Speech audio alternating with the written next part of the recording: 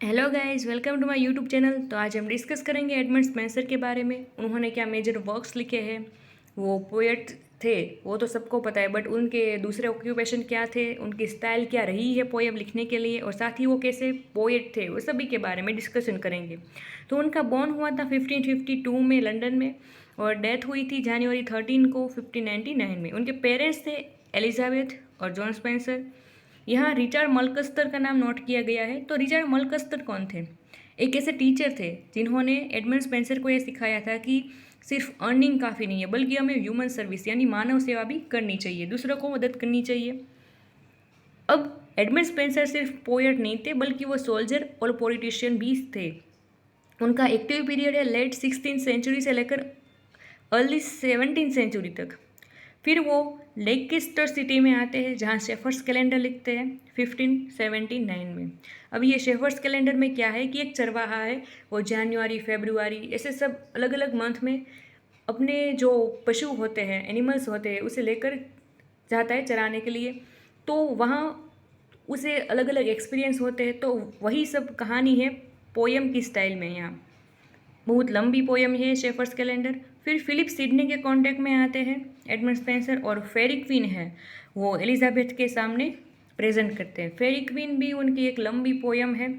अब फेरी क्वीन का क्या था, एडमंड स्पेंसर ने ऐसा चाहा था कि मैं फेरी क्वीन है, ये लंबी पोयम है एक वीक टाइप की, तो वो 24 बुक में पब्लिश करूँगा। बट ऐसा नहीं हुआ, वो सिर्फ 6-7 बुक ही पब्लिश कर पाए हैं। दोस्तों, एडमंड स्पेंसर की लाइफ को हम 3 फेज में बांट सकते हैं। पहला है कैम्ब्रिज, जहाँ उन्होंने क्लासिक्स और इटालियन पोएम्स को स्टडी किया है, पढ़ी है, समझी है। फिर लंदन, जहाँ उन्होंने डिसअपॉइंटमेंट का भी थोड़ा सा अनुभव किया है बिकॉज ऑफ कोर्ट लाइफ, यानी कुछ उस टाइम पर जो क्वीन थे, किंग थे, उससे थोड़ी सी निराशा मिली थी उनको। फिर आयरलैंड, जहाँ उनका गोल्डन एज हम कह सकते हैं कि मोस्ट ऑफली जो अच्छे अच्छे वर्क्स है वो आयरलैंड में ही लिखे हैं, जहाँ उन्होंने सेल्टिक पोइट्री, हमने देखा था कि हिस्ट्री थी उसमें कि सेल्ट्स लोग सबसे पहले इंग्लैंड में आए थे। तो उस टाइम की जो पोइट्री थी उसको, उसकी ब्यूटी को उन्होंने स्टडी किया है आयरलैंड में। तो ये 3 फेज में हम बांट सकते हैं। दोस्तों, चार्ल्स लेम का नाम आपने सुना होगा। चार्ल्स लेम एडमंड स्पेंसर को द पोएट्स पोएट यानी कवियों के कवि ऐसा कहते हैं। जैसे देवों के देव महादेव, वैसे पोएट्स पोएट कौन? Edmund Spenser. और सभी ऑल एलिजाबेथन्स, एलिजाबेथन मीन्स कि एलिजाबेथन पीरियड में जितने भी कंटेम्प्टरीज थे, उनके राइटर्स थे दूसरे एडमंड स्पेंसर के सिवा, तो वो सभी लोग उसे द प्रिंस ऑफ पोएट्स यानी कवियों का राजा ऐसा कहते थे। दोस्तों, अगर बात करें एडमंड स्पेंसर के कैरेक्टर स्केच की कि वो कैसे पोएट थे, किस चीज़ पर लिखते थे, तो उसके बेसिस पर यहाँ कुछ कैरेक्टरिस्ट हैं उनकी। पहले पेट्रियोटिक पोएट यानी देशभक्ति के बारे में लिखने वाले पोएट। फिर है लर्न एंड वेल वर्स। यहाँ लर्न एंड वेल वर्स क्यों? बिकॉज उन्होंने ग्रीक हिस्ट्री के बारे में भी, ग्रीक माइथोलॉजी के बारे में भी काफ़ी गहरी स्टडी की थी, और वो पढ़े हुए भी थे। स्पेंसरियन स्टांजा, आपको शायद मालूम हो तो कि स्पेंसर ने एक अलग से स्टांजास या फिर सोनेट्स लिखने के लिए स्टाइल डेवलप की थी, जिसे हम स्पेंसरियन स्टांजा या स्पेंसरियन पोएट्री कहते हैं। स्पेंसरियन स्टांजा में ए बी बी सी सी ये राइमिंग स्कीम होती है। दोस्तों, एडमंड स्पेंसर एक पेंटर पोएट ऐसा नहीं था कि वो आर्टिस्ट थे, बल्कि वो जो कुछ भी लिखते थे, वो जब हम पढ़ते तो सीधा ही हमारे दिमाग में एक अलग से इमेज खड़ी हो जाती थी उस डिस्क्रिप्शन की। तो इसलिए ऐसे पेंटर पोएट। फिर है लव पोएट।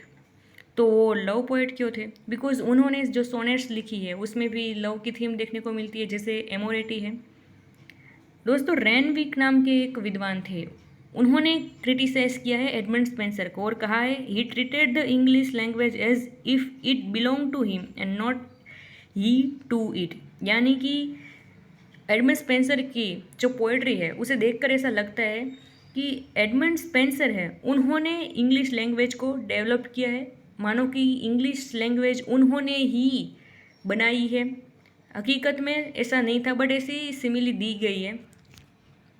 दोस्तों, एडमंड स्पेंसर के फेमस वर्क्स ये रहे the shepherd's calendar, the fairy queen book 1, 2, 3, the ruins of time, the tears of Muses, Virgil's gnat, Prosopopoia और mother's Hubberd's tale, ruins of Rome by Bellay, the visions of Bellay, ये सब उनके famous works है। और इसके अलावा भी the एमोरेटी है, एपिथेलियमियन है, एपोस्ट्रोफेल है, calling clouds come home again, ये सभी उनके फेमस वर्क्स हैं। गाइज आई थिंक आपको ये वीडियो का एक्सप्लेनेशन अच्छा लगा हो तो वीडियो को लाइक और शेयर कीजिए और चैनल को सब्सक्राइब कर दीजिएगा। Thank you.